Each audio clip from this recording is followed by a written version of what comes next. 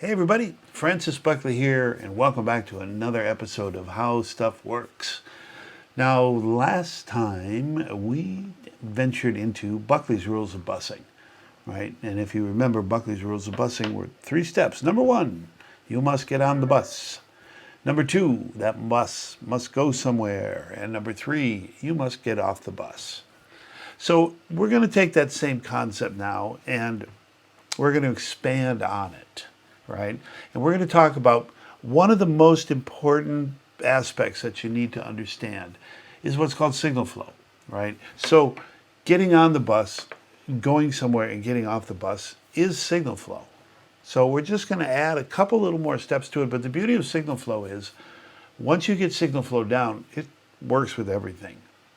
So I try to equate it to automobiles because I think just about everybody drives, and I know everybody has at least been in an automobile.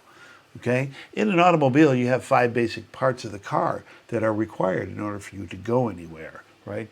You need a steering wheel to choose the direction of the car.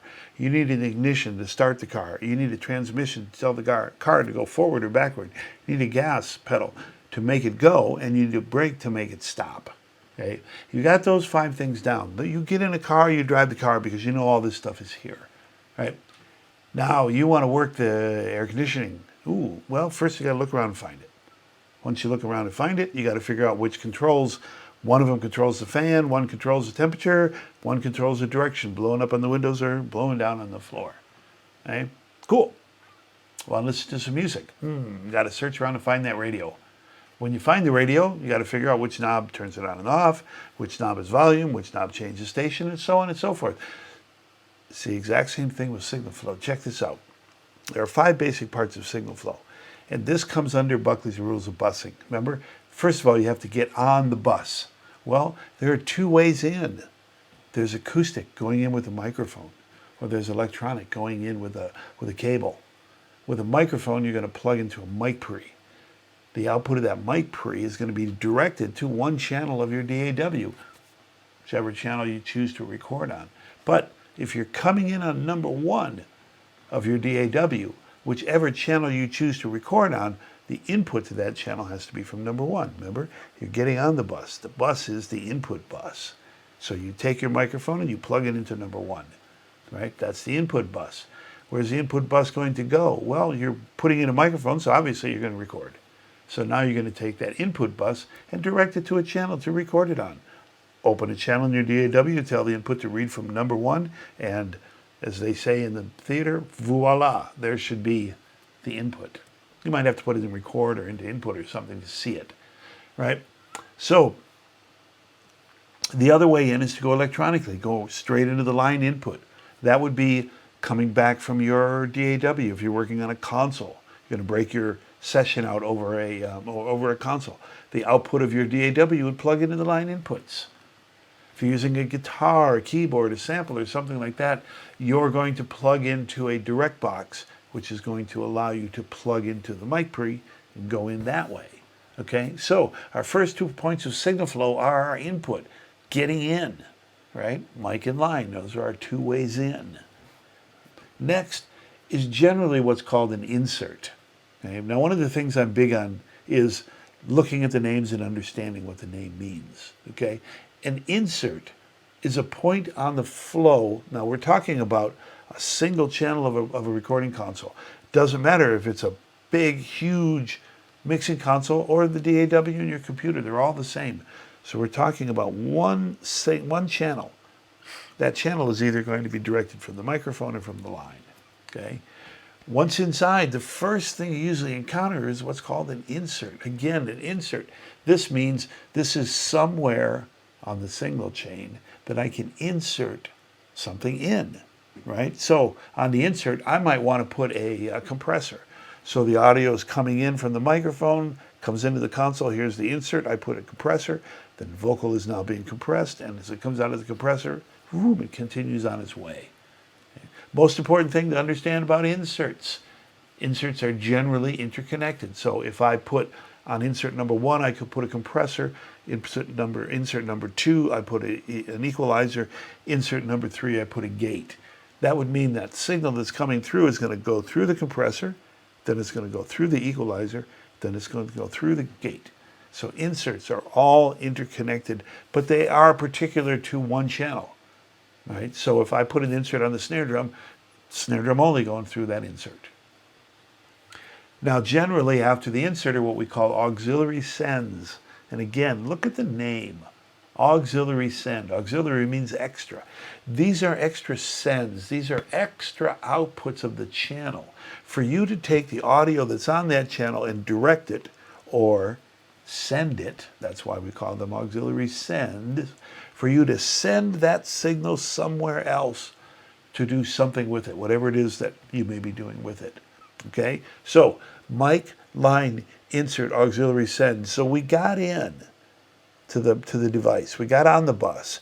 As the bus was going through to its destination, there's a couple of bus stops, if you will, that we can interact with the signal as it's going through.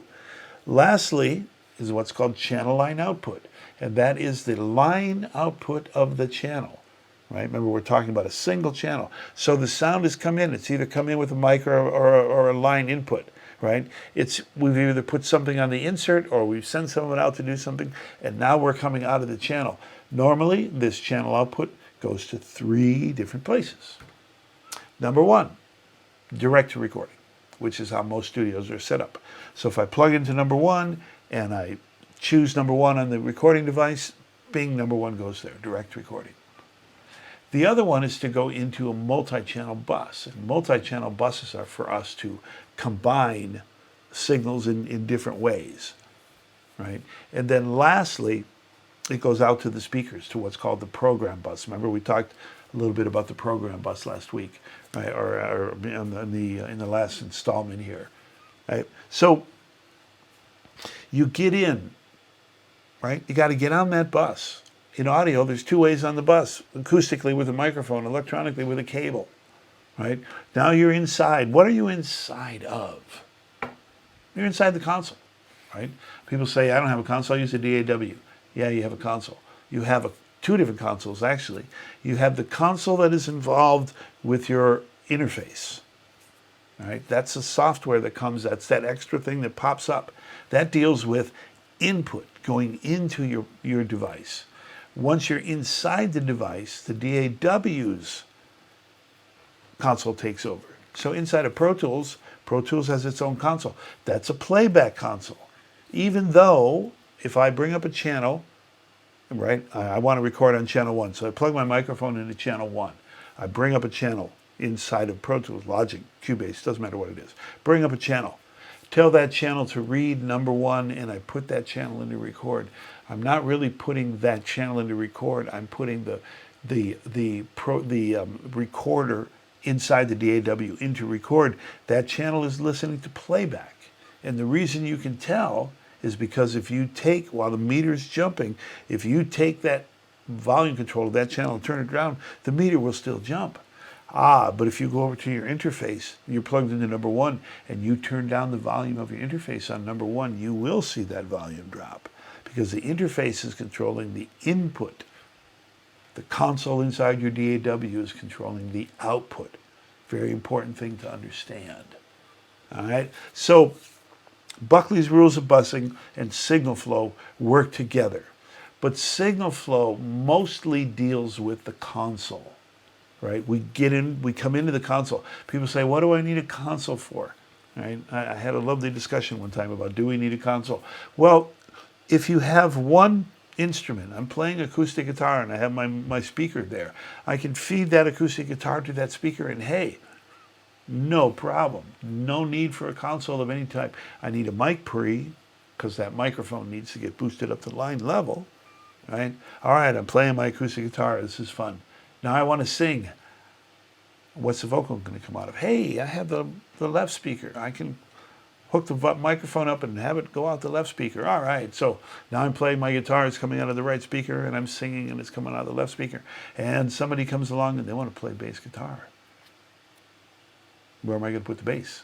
Right? So what a console is a giant summing bus. It is a way to take multiple inputs and reduce them down to a minimum number of outputs. In most cases, it's down to 2, right? But the need for a console in a recording situation is when you're doing multiple inputs. If I'm here at home and I'm just doing a microphone, I only need a little interface with 2 inputs. But if I'm going to do a band, drums, bass, guitar, keyboards, vocals, all this stuff at once, I may need 16, 18 inputs. And maybe I need 16, 18 mic pre's. That's where a console comes in handy, with all of those mic pre's built into it, right? We won't get into the argument about are the mic pre's on the console any good. That's another story for another day, all right? So, signal flow goes along with Buckley's rules of busing. Got to get on the bus. In audio, we got 2 ways on the bus: acoustically with a microphone, electronically with a cable. Once we get on the bus, there's a couple of places along the route that we could affect the signal. Insert, we could put something into the signal chain to affect that signal. Or auxiliary sends, we could send bits and pieces of that signal out to do different things with it. We'll talk about what those things are at another time, right? And then lastly, we're going to come out. When we come out, we want to do something with it. We don't just go out to the speakers, because we just be listening to it. Most of the time, that output is directed to your DAW. And then you record on a channel of your DAW, and you repeat Buckley's rules of busing, right? You've got your audio. You're going to put your audio on bus 1 and 2. Where's bus 1 and 2 going to go? Well, it's going to go to the program bus. It goes out to the program bus. That you get on the bus, you go somewhere, you go to the program bus. You get off the bus by turning on your speakers and turning up the volume, and out it comes. Okay? So you're always going to be dealing with that Buckley's rules of busing. But with signal flow is understanding the console, understanding, how can I get through here, and all the cool and creative ways that I can use it, because they're very simple devices, right? But they give us a lot of flexibility to do multiple of creative things, right? So, Buckley's rules of busing and signal flow. Now you got some real stuff to chew on. Hey, I'm Francis Buckley, and I'll see you next time here on How Stuff Works.